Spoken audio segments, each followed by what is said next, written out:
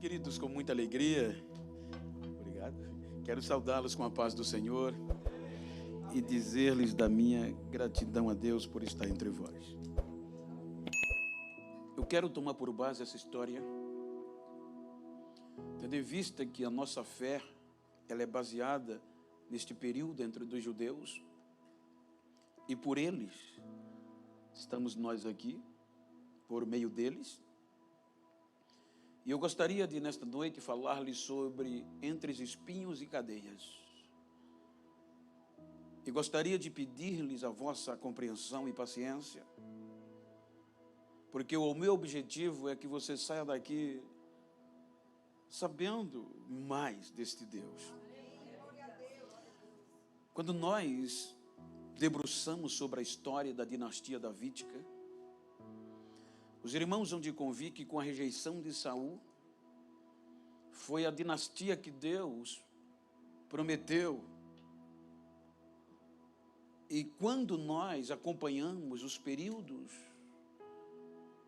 os irmãos observam que depois de Salomão, com o seu erro, então a partir daí a sua sucessão começou entre altos e baixos. Os irmãos observam que sempre que vão ler a história dos reis de Judá, sempre vão instalar aqueles que fez o que era bom ao Senhor e os que fez que era mal diante de Deus. E um dos períodos mais crucial começa com o rei Uzias, quando ele se ensoberbece. Ensoberbecendo ele, não arrepende-se e sai do palácio para o templo para usurpar o poder sacerdotal, e ele já sai leproso, escanteado, para morar em uma casa particular. Então o contexto mostra que com a doença de Uzias, gerou-se uma crise econômica e, obviamente, o início de uma crise espiritual. Porque Uzias, a Bíblia diz que Deus o ajudou, Deus era com ele, gostava dele, do que ele fazia, mas ele se ensoberbeceu. O poder subiu a cabeça. E ele esqueceu de tudo que tinha feito e quis ser até o que não era. E como a Bíblia diz que Deus não dá a glória dele a outrem, então ele é sucumbido na história. Então, com a sua morte, os irmãos observem que com a morte dele, a crise espiritual, comportamental em Judá estava tão terrível, que Isaías faz menção de dizer que no ano em que morreu o rei Uzias. Então ele no ano que ele foi chamado para transmitir uma palavra de Deus a Judá, ele vai dissertar, ele vai relatar como estava a situação. Veja que Isaías mostra uma situação terrível, que parecia irremediável. O povo insensível, o povo corrompido, o povo com um linguajar que não era apropriado, a ponto que Deus disse que o povo estava como um corpo apodrecido, cheio de chagas. E o pior, não queria ser sarado. O povo se conformou com as circunstâncias. Então Isaías entra como um oráculo de Deus. Veja que Isaías começa a profetizar no ano em que morreu o rei Uzias. E a sua extensão profética é considerada sobre 4 monarquias: Uzias, Jotão, Acais e Ezequias. Então, Jotão assume o poder muito novo. Tentou trazer de volta, mas não conseguia, porque ele não teve força e nem quis botar a cara a se expor. Por conta do cargo, da posição, de provocar um renovo. Ele tentou, mas não conseguiu tirar o pecado do meio do povo. Então aumenta, porque agora, além da crise espiritual, desencadeia-se uma crise social, política e econômica. Agora imagina o povo da promessa, na terra da promessa, entra em um marasmo de crise espiritual, política, econômica. Quando o Jotão morre, esta era a crise. O povo não dava ouvido a Isaías. Aí a Bíblia diz que vem Acais. E o rei Acais vem como uma esperança, prometendo que ia eliminar os problemas, trazendo uma proposta que iria enaltecer o contexto econômico, que iria trazer resolução para o problema espiritual, e houve uma esperança, mas só que ele entra pelo lado errado.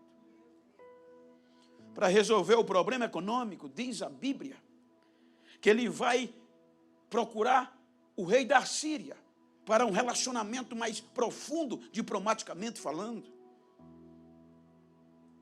Então ele se predispõe a se vender. Ele se predispõe a vender Jerusalém para a Síria em troca de um alavancar econômico. E a Bíblia diz que o rei da Síria aceitou a proposta. Quando o rei da Síria aceita a proposta, agora ele investe.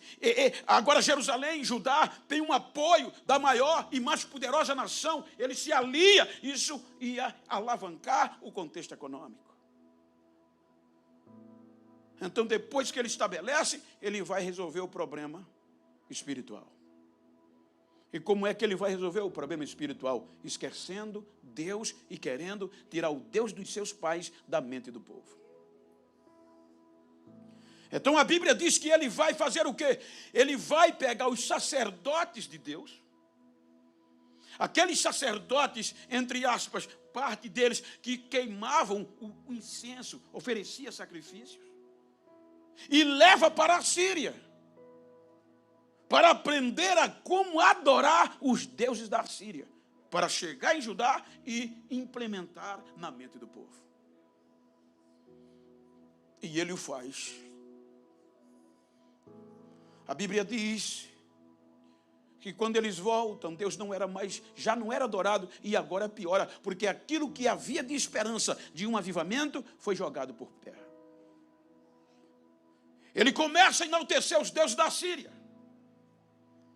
Por isso que a Bíblia diz que nos montes em volta de Sião, ou em Judá, ele estabelece altares aos deuses da Síria.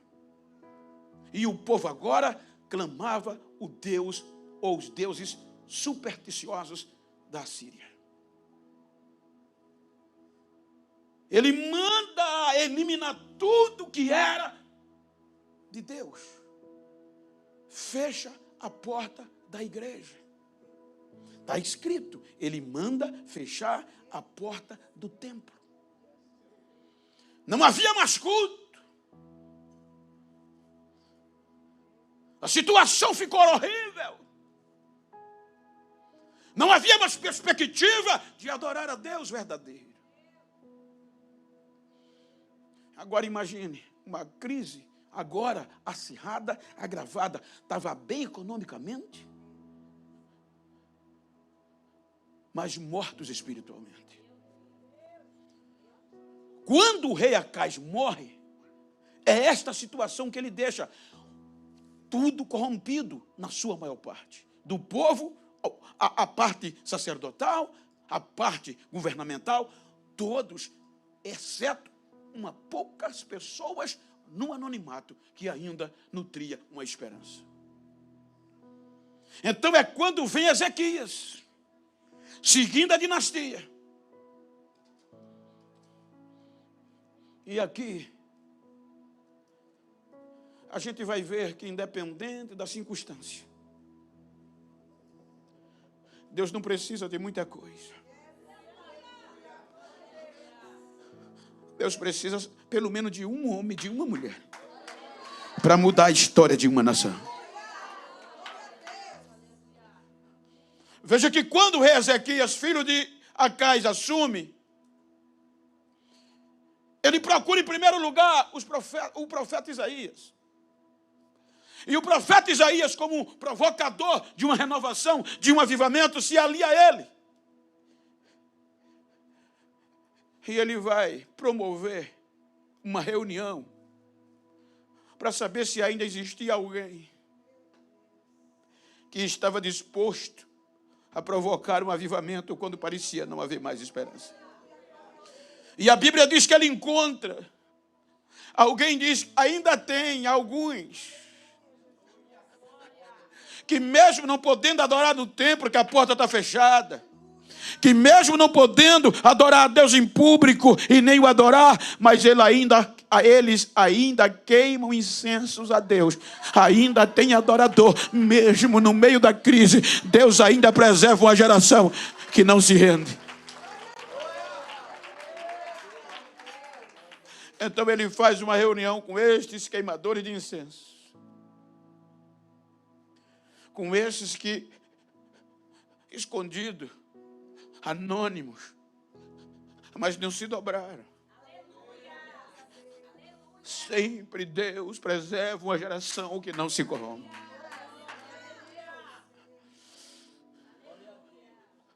E ele faz uma proposta. Se eles estavam dispostos a recomeçar, se eles estariam dispostos a viver aquele avivamento que houve antes, que eles estavam dispostos a viver de novo a presença de Deus. E quando esses queimadores de incenso concordam em uma renovação, veja que ele vai subir as montanhas aonde tinha os altares aos deuses da Assíria. Eles saíam quebrando, jogando por terra, como gritando, agora só se adora ao verdadeiro Deus. Ele manda reformar, ele manda abrir de novo, limpar, tirar a imundícia.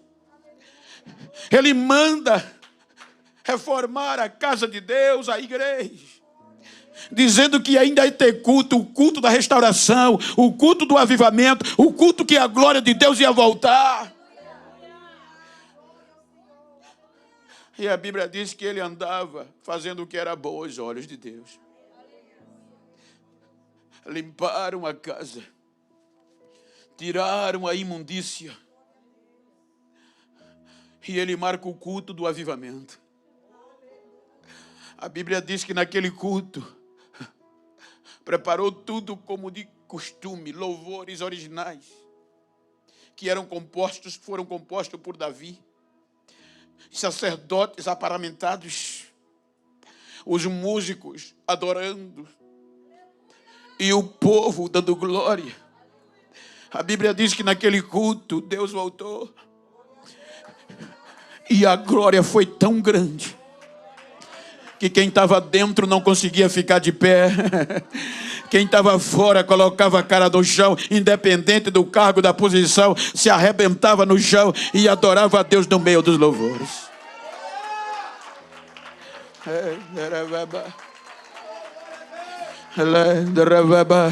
Olha para quem está ao outro lado, diga, independe da circunstância, não se dobre, continue queimando incenso, continue adorando, mesmo que só tenha você e outro, mas Deus não precisa de multidão, aonde tem 2 ou 3, pode começar um avivamento.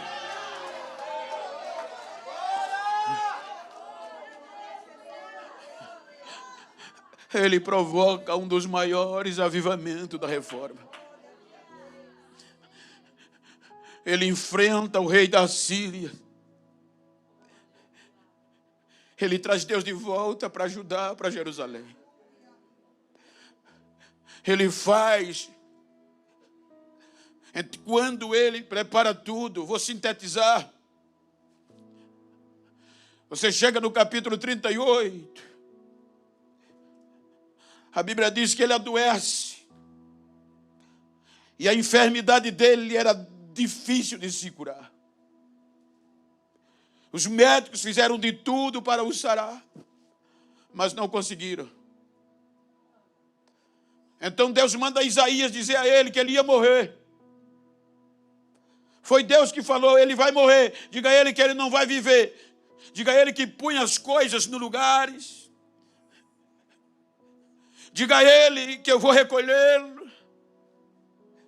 E ele não vai ser curado. Oh, que profecia difícil. Isaías vai no palácio e entrega o recado a ele. Veja que aqui há algumas agravantes. Primeiro, Deus disse que ia o tirar, ia o recolher, ele ia morrer. E qual era a primeira agravante? Ele não tinha filhos para sucedê-lo. Em segundo lugar, quando o Isaías entrega o recado, a profecia, ele conhecia quem era Isaías, ele sabia, ele acreditou. Se Isaías falou, é verdade. Então discutir com meu amigo Isaías não vai resolver. Só tem um jeito, falar com o Deus que eu conheço. Como vai continuar a dinastia davídica se ele até aqui não tinha filhos? Então ele vai orar a Deus. E veja que na oração dele, dá-se a entender que ele entendeu e ele tomou para si que se Isaías falou, eu já vou me considerar morto. Aí ele vai falar com Deus. Eu vou parafrasear. Ele diz, Senhor, eu vou parafrasear para dar sentido. Tudo bem, pode me levar. Mas a coisa mais triste para um rei era partir sem deixar sucessão. A dinastia davídica ia parar ali. Aí ele vai usar o crédito que tinha contra todas as possibilidades humanas. Tudo bem, se o Senhor disse que vai me levar, fazer o quê? Já vou me considerar morto. Agora deixa eu te dizer uma coisa. Veja que ele já fala como já morto. Ele diz, lembra-te, o crente que eu fui. Lembra que eu andei na tua presença? Lembra que eu fiz o que era reto diante de ti? Ele estava dizendo, por qual motivo tu vai me matar? Porque eu sou um crente que fiz o que ninguém quis fazer.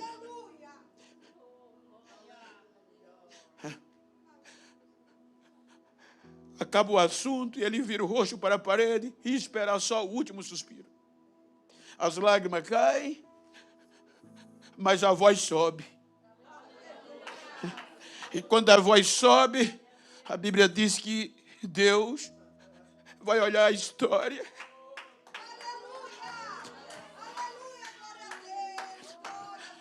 E diz, ele tem razão. O profeta ainda nem tinha passado do portão do palácio para casa. Aí Deus vai e diz, Isaías, volta lá. E diz a ele que eu ouvi a oração dele. Eu ouvi o choro, as lágrimas dele. E eu resolvi mudar. Diga a ele que ele não vai morrer. Eu vou dar mais 15 anos para ele de vida. Veja que o profeta Isaías volta. Transmite, imagina a situação do profeta. Ele poderia questionar Deus, mas não volta. Porque a oração dele foi curta, mas foi sincera. Vale a pena, irmão, manter-se firme. Mesmo que os lados estejam apodrecidos, vale a pena ficar de pé. Ele eleva a voz E o profeta volta dizendo: escuta o que diz o Senhor. Eu ouvi a tua oração. Eu vi as tuas lágrimas. E Deus mandou eu voltar para dizer que você não vai morrer, Ele vai te dar 15 anos. Você vai ver que foi nesses 15 anos que Manassés nasce.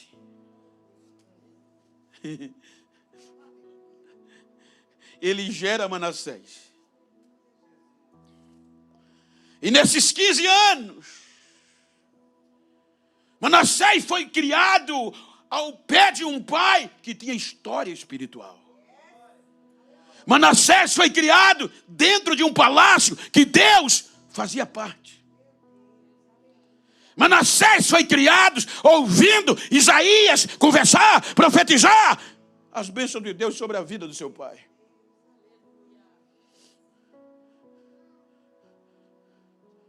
Veja que no prazo de 15 anos,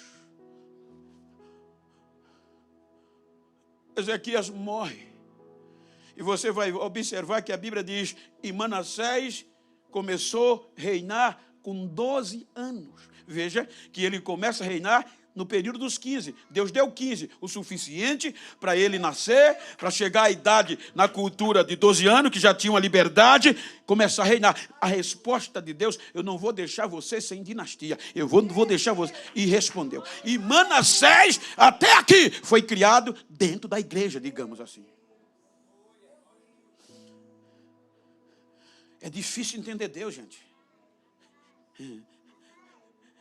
É por isso que eu quero contar essa história bíblica para você, com experiência pessoal.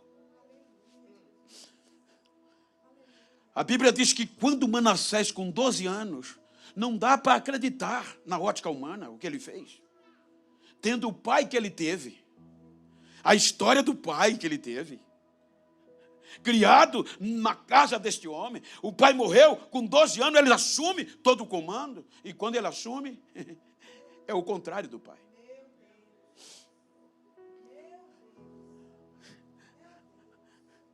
Se você começar a ler do capítulo 1, do versículo 1, do 33 do versículo lido, você não acredita que aquele rapaz teve coragem de fazer isso.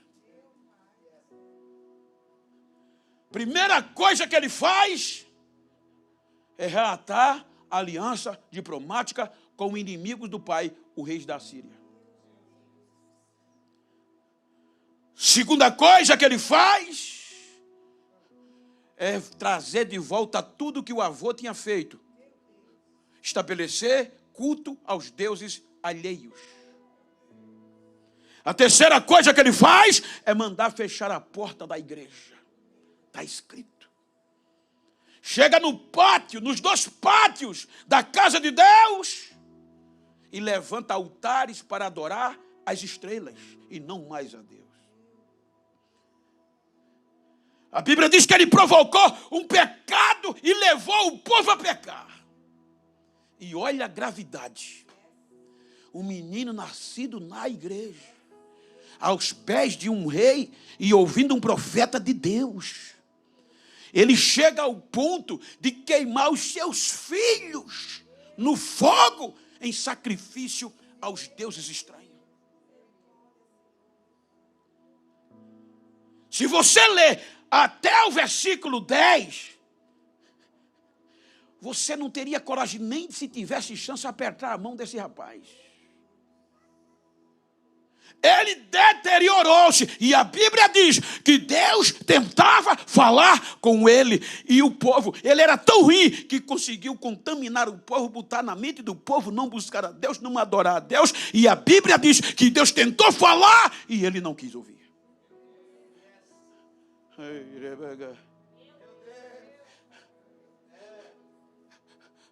Agora olha o que é que Deus faz.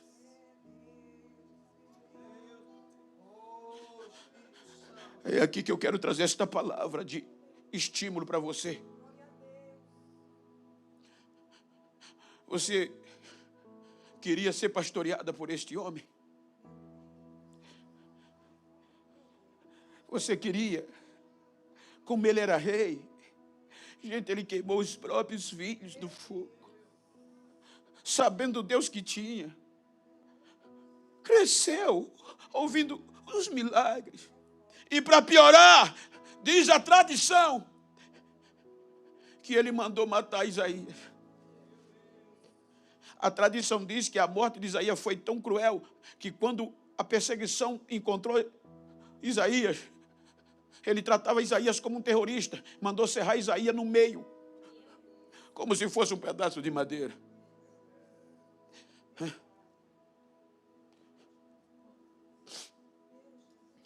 Como ele não quis ouvir, era para Deus funilá-lo. Mas a história do pai falava alto.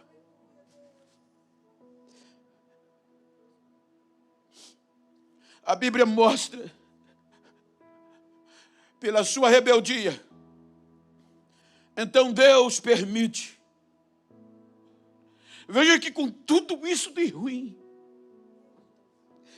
Deus ainda o protegia.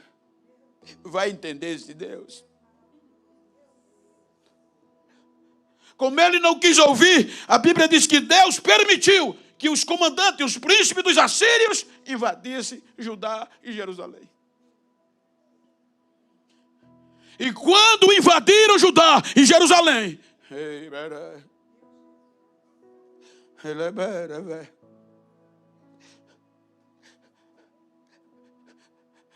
destruíram. Prenderam Manassés. A versão da linguagem de hoje diz que entre os espinhos.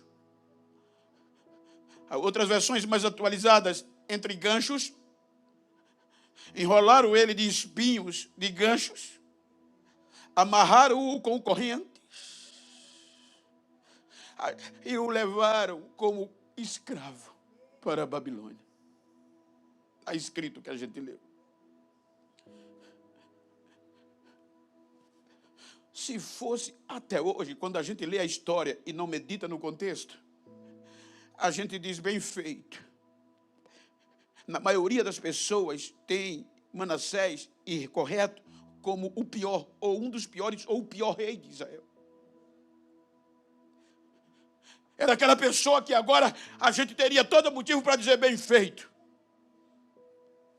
Esse aí nunca mais volta. Esse aí nunca mais vai ser ninguém. Não é assim que, entre aspas, a gente costuma fazer. Desistir das pessoas. Mas o juízo de Deus não é como o nosso.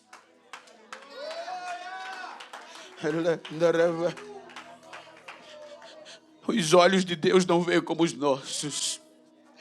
O amor de Deus não é como o nosso.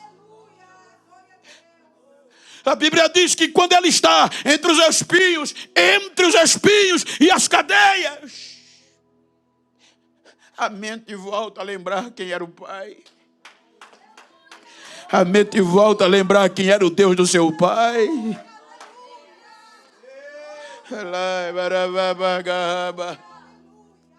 E o que é que ele faz? Ele quebranta o coração. Se arrepende de tudo que fez. E ora insistentemente ao Deus do seu pai.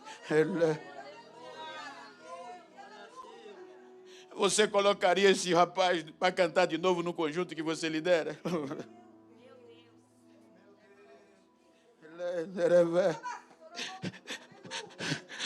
Você colocaria esse rapaz para pastorear a sua igreja de novo?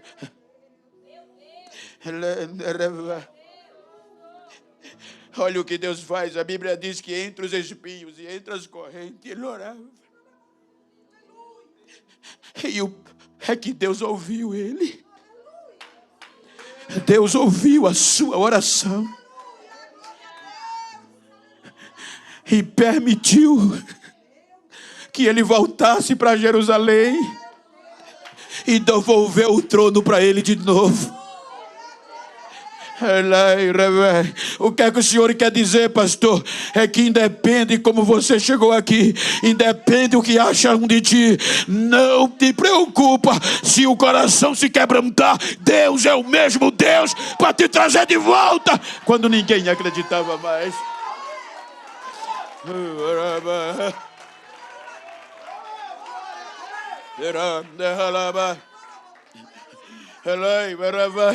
Você vai, querendo ou não, você vai ter que aceitar.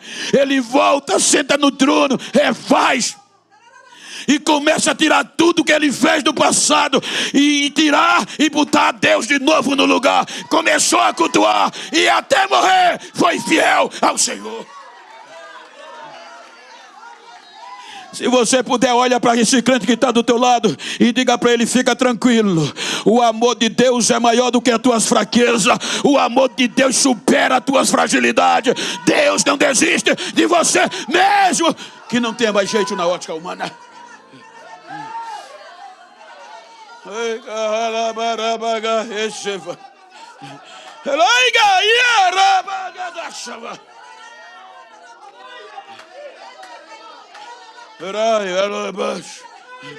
Vai entender Deus. Ezequias tinha crédito para dizer: eu sou fiel.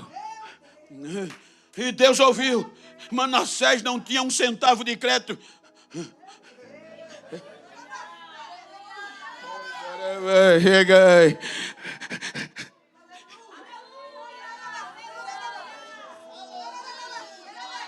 Manassés era aquele rapaz que todo dizia: acabou. Mas Deus é Deus, Deus é Deus, Deus é Deus. Ele não desiste de um projeto.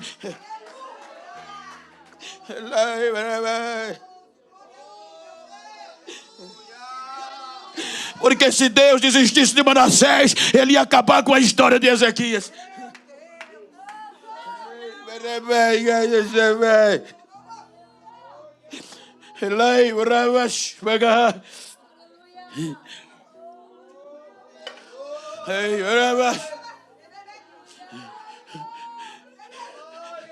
Deixa eu me dizer o que vocês já ouviram, mas é a primeira vez que eu estou aqui. Só em eu estar aqui pregando para vocês é resposta de Deus para você. Porque quantas vezes esse ouvido meu não ouviu alguém dizer: esse negro não vale o que come. Quem olhava para mim, quem estava perto de mim, não acreditava, não dava um crédito e nunca investiu em mim. Mas um dia chegou um pregador, por 3 meses, me evangelizando, que Jesus ainda acreditava em quem o homem não acreditava, que Deus ainda acreditava em projetos que o homem achava que não valia, era falido. E eu disse a ele: não, eu tenho muitos defeitos. Ele disse: é por isso que este Deus é especialista em quem não presta. Ele restaura quem ninguém dá mais nada.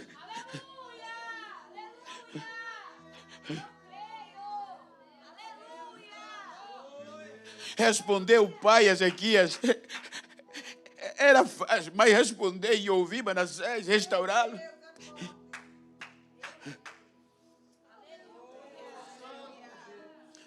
E me levou para a igreja e Jesus me aceitou. Com todos os defeitos que eu tinha.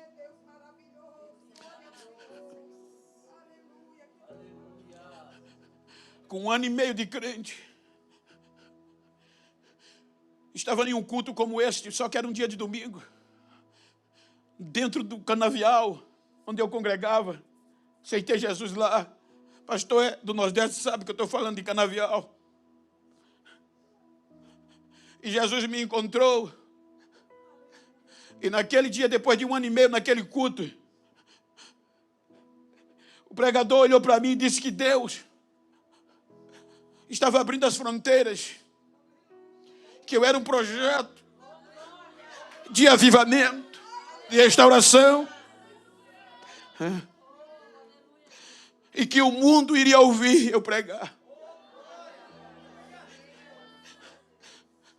mas as circunstâncias não eram favoráveis. Pobre, sem leitura suficiente. Então, quando terminou o culto, imagine que eu orava, eu não perdi o culto, eu era crente, e como sou. Imagine que mesmo assim eu fui desacreditado. Imagine Manassés. Então foi quando um grupo de obreiros me procurou, com medo de eu perder a fé, e disse: Bento, esquece aquele culto. Mas como assim? Tira aquela profecia da cabeça. Você viajar o mundo, o Brasil, olha para você, você é pobre, analfabeto, você é preto, procura o teu lugar. E a ficha caiu. E como eu já vinha rejeitado lá de trás, eu disse: até aqui, desse jeito, eles têm razão. Aí voltei, refleti, e naquele dia eu disse: eu não vou entrar mais numa igreja. Vou desistir. No próximo dia, eu fui entrar na igreja para fazer a última oração e desisti. O meu propósito era agradecer. Era 1 ano e meio de crente, orar meia hora. Eu tinha o costume de orar 4, 8 horas e ir embora. Quando eu dobro os joelhos, pensando em me levantar, depois de agradecer, não conseguia mais. Porque tinha 2 mãos aqui paradas e uma voz entrando nos meus ouvidos, dizendo: quando eu te chamei, já sabia quem tu eras. Eu não desisto de você. O homem pode desistir, eu não. Eu passei até 4 horas da tarde em lágrimas, em grito e desespero. 4 horas eu me levantei, convicto ainda de não voltar mais. Aí vem uma criança, um adolescente, e gritando, disse: Genival, a tua filha, na época de 9 anos, passou mal e tua esposa levou ela para o posto de saúde. Fazenda, um posto de saúde que ainda hoje tem, precário. Isso em 1994. Eu cheguei no posto de saúde, quando o médico mandou eu entrar, ele disse: eu não pude fazer mais nada, ela já deu entrada em óbito. Leve o corpo para casa, prepare o funeral,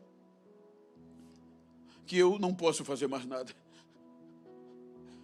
Desacreditado, perdi a filha. O que fazer agora? Gritar. Peguei a criança no colo, pronto para desistir de tudo.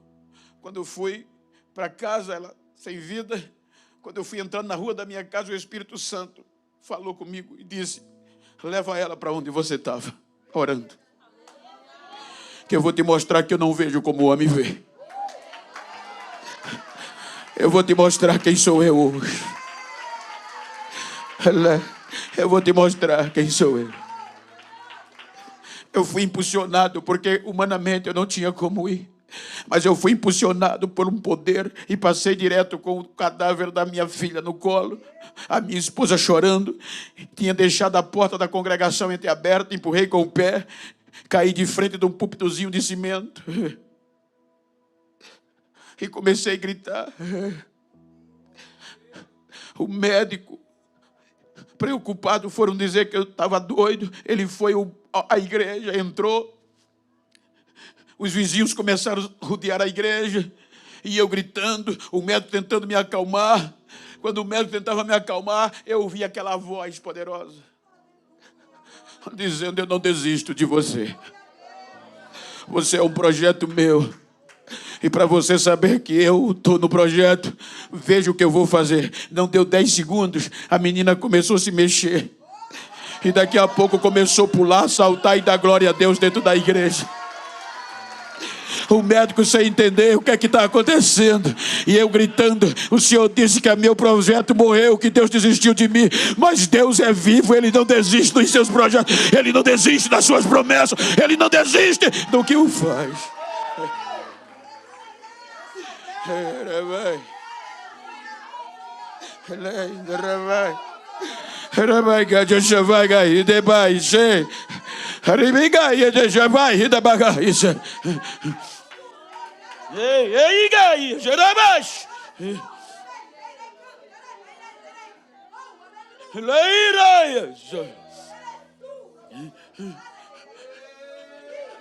A menina já voltou andando.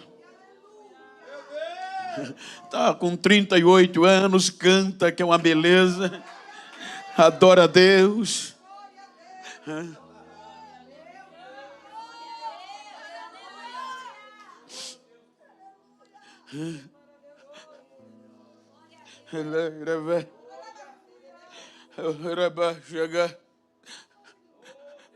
Deus silenciou,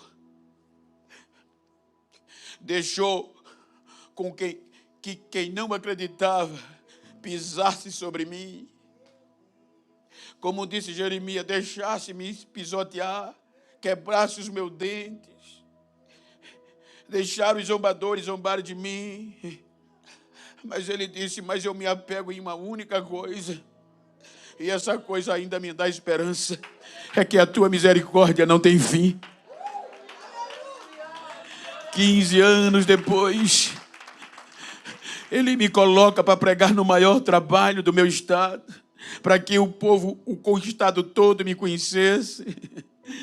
Um ano depois, eu já recebia um telefonema da Suíça, Europa, querendo que eu fosse pregar, e eu fui, a fronteira se abriu.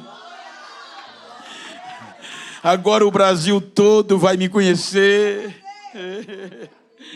2014, aí eu recebo a ligação, era para vir para Nova York. Eu vim, as fronteiras se abriram. Desde lá eu sou bem recebido aqui, nunca mais parei de vir, já tem umas 50 vezes, tem meses que eu venho 4 vezes pregar o Evangelho de Cristo nesta terra.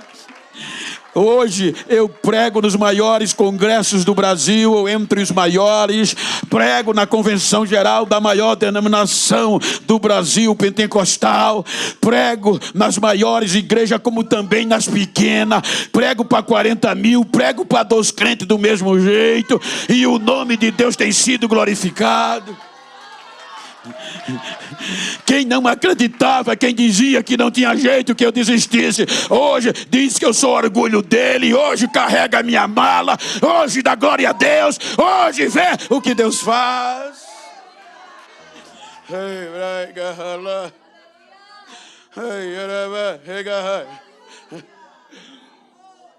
O que é que o senhor quer pregar, dizer, pastor?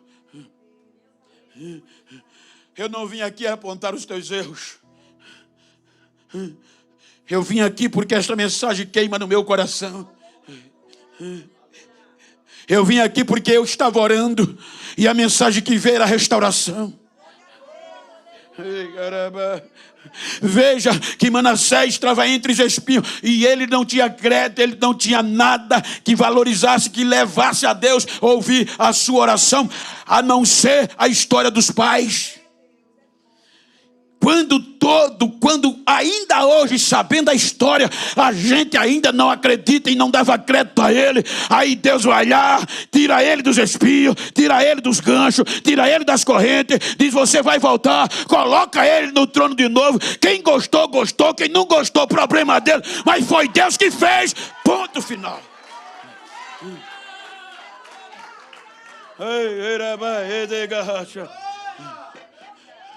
Como você chegou aqui, filho?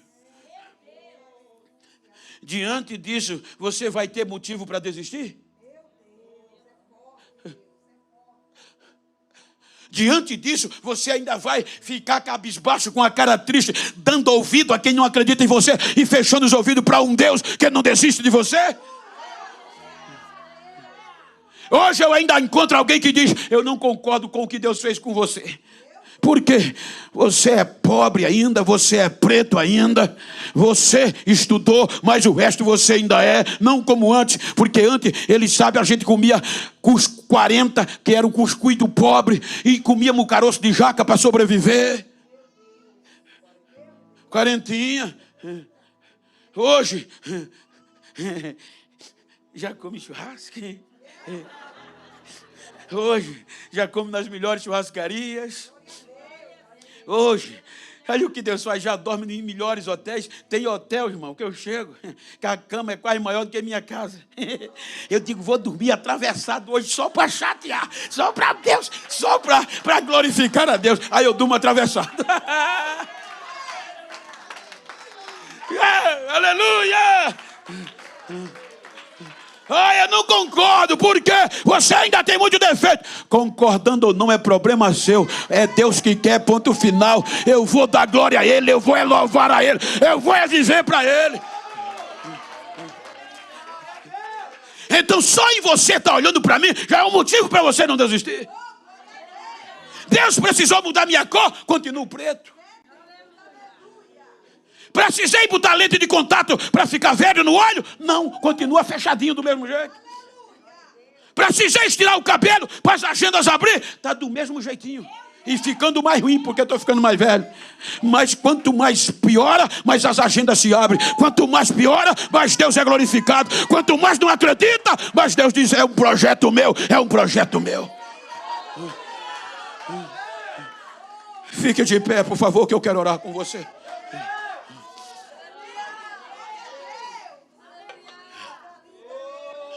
Ei, Ereba. Cadê a equipe de louvor? Me ajuda que eu quero orar.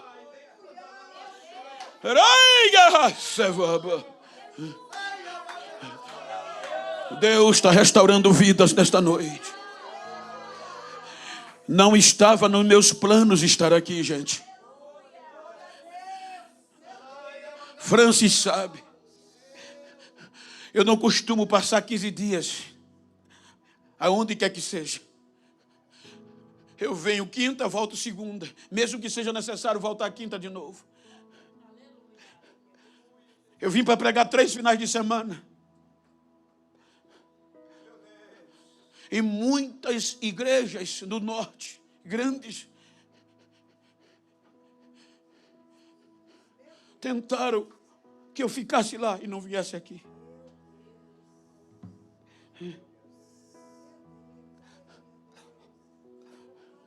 Eu recebi para pregar com Francis.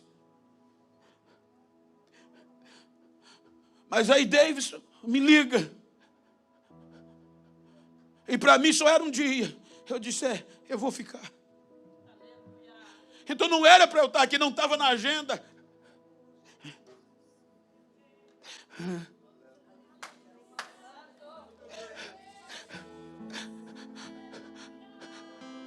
Mas eu orei e Deus me deu esta mensagem. Ele tirou um crente ruim, sem crédito, dos espinhos e das correntes. E devolveu o trono para ele de novo quando ele não tinha méritos. Quando todas as circunstâncias humanas diziam: acabou, esse não presta, esse não vale nada, esse não tem mais jeito. E Deus deu o jeito dele e ele terminou enterrado no jardim do palácio e não na Babilônia. Então, se você chegou aqui querendo desanimar, você não tem mais motivo para isso. Eu estou aqui como resposta de Deus à tua oração e à tua pergunta. Não dá mais para desistir. Deixa eu te pedir um favor. Se você está perto de um amigo, de uma pessoa do mesmo sexo, a não ser que seja um íntimo, vira para ele aí, vira para ele. Se você pode. Me ajuda aqui, filho, me ajuda aqui. Vira para ele assim. Se for íntimo não tem problema, mas se não for do mesmo sexo, se você tem comunhão, se você olha para ele assim como eu estou com o meu amigo aqui, olha para ele assim, não olha para mim, não, olha para ele e diga para ele: não importa como você chegou esta noite, se entre os espinhos e as correntes, se desacreditado ou não, digo: o importante é que você chegou. E eu tenho um recado de Deus para você: não dá mais para desistir. Deus não desiste de você. Diga para ele: se alguém pensou que você era um projeto falido, que você não tinha crédito, diga: quebrou a cara, porque Deus ainda é Deus e não desiste de você. Abraça ele e diga: receba renovo. Deus não desiste de você. Deus não desiste de você, filho.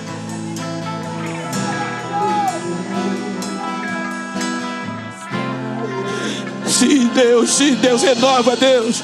Você que nunca mais falou línguas estranhas, receba renovo agora.